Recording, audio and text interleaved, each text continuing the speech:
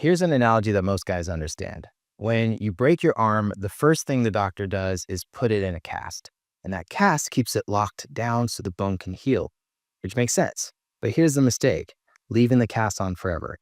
If you did that, the muscle in your arm would shrink and weaken until it was practically useless. Because at some point, you've got to start moving it again, slowly, strategically, so the muscle can rebuild its strength. Well, carbs work the same way. If you've got insulin resistance or full-blown type 2 diabetes, the first phase is carb restriction. You pull carbs way back. So very little bread, no potatoes, no added sugar. That's your cast phase. But the goal isn't to stay in this carb prison for life. The real win is rebuilding your metabolism so you can bring carbs back in without blowing up your blood sugar. You do it right, and you can actually enjoy pizza or pasta again without paying the price. And that's what we're covering today. 5 strategies that let you eat carbs without sending your glucose and your insulin levels through the roof. Now, a quick reality check here before we dive in. If your A1C is still above 7% or your fasting glucose is stuck over 150, let's say, this isn't your green light to go eat some donuts. So even if you're planning to burn that calories off, it doesn't sound like your body's ready for it yet. That's not how it works. You've got to stabilize your foundation first. But if you're already improving, so your CGM numbers are trending downward, maybe your A1C has even dropped into the pre-diabetic range without meds, well, this is where these hacks can be a game changer. All right, hack number 1 is to eat carbs in the morning. Your body is most insulin sensitive earlier in the day, which means it processes carbs more efficiently. If you eat oats with eggs at 8 a.m., for example, your body uses it and then moves on. Eat that exact same meal at 8 p.m., and now you're pouring sugar into a system that's winding down for the night. So if you want carbs, front load them. Mornings are prime time for handling carbohydrates. And if you're thinking, wait, doesn't fasting in the morning give better results? Yeah, fasting works. But if you're hungry and you're going to eat carbs anyway, the morning is your best window. And remember, diet isn't a religion. It's a strategy. So you can test to see what works and then keep what works and let go of everything that doesn't. Hack number 2, use carbs as fuel during workouts. So carbs are fuel. Let's just get that out there. Give them to your body when the engine is running and it burns them. Eat them while you're sitting on the couch watching TV, and they'll end up being stored as fat. Now, one of my favorite examples of this is using watermelon during strength training session. It's got sugar and water and tons of antioxidants, but because your muscles are working, they pull it straight in. That means no major blood sugar spike and no insulin surge because the muscles are doing the work of clearing it. Rule of thumb, carbs belong around effort, not around inactivity.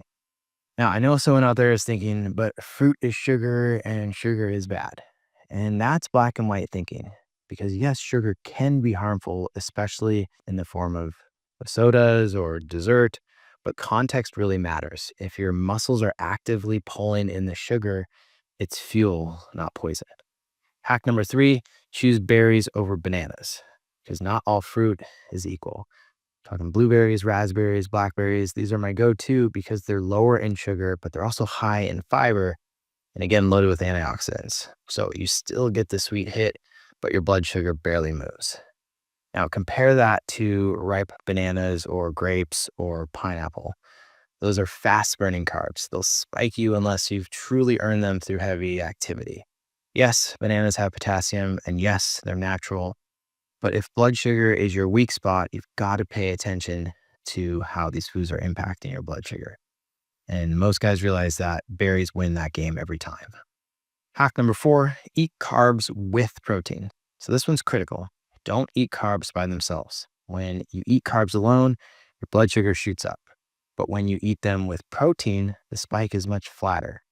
So think steak with a potato or chicken and rice, cottage cheese with blueberries. You're not changing the carb, you're changing how the body absorbs it. And here's a bonus. Eat the protein first, then the carbs. That sequence alone can make a noticeable difference because you tend to fill up on the protein and then you eat less of the carbs. Now, you might be wondering, what about fat? Doesn't that help too? Well, yes, fat slows digestion, but protein is king because it also supports muscle repair. It keeps you fuller longer, and it drives better insulin sensitivity overall. Add fat and protein together with carbs, and you got the ideal combo. Hack number 5, the advanced stack, plugging apple cider vinegar before a meal and then berberine afterwards. Now, here's the advanced play. And I've got to stress this is only for guys who've already made progress towards reversing their diabetes. If your fasting glucose is still all over the place, probably want to skip this one. But here's how it works. Before a meal that's high in carbs, take 1 to 2 tablespoons of apple cider vinegar in water. The mechanism here is that it slows carb absorption, so the sugar just trickles in instead of just flooding your system. And then after the high carb meal, you can try taking some berberine. It switches on a pathway called AMP-PK, which helps your muscles pull in more glucose and use it for fuel. So this combo is like running interference for your metabolism. And no, ACV isn't hype. It's not magic, but the chemistry is real. It slows gastric emptying. The studies back it up. And berberine, people call it natural metformin, and that's because it's pretty close. But unlike metformin, it doesn't hammer your gut, and you can use it strategically, cycling it in instead of relying on it every single day. So here's the big takeaway: carbs don't have to be the enemy. Morning is your best window. Eat them around workouts because carbs are fuel. Berries beat bananas, and then you'll want to pair every carb with protein. And if you've earned it, if you've gotten to the point where your blood sugar is stable, try apple cider vinegar before and then berberine after meals that are high in carbohydrates. And do this right, and you're not just avoiding blood sugar spikes, you're rebuilding a metabolism that can actually handle carbs again. That's how you get your freedom back. All right, if you found this helpful, hit subscribe or drop a comment with the carb that you missed the most. And then check the link below to see how I help men reverse type 2 diabetes in as little as 90 days. Bottom line, carbs don't have to wreck you. You just need the right playbook.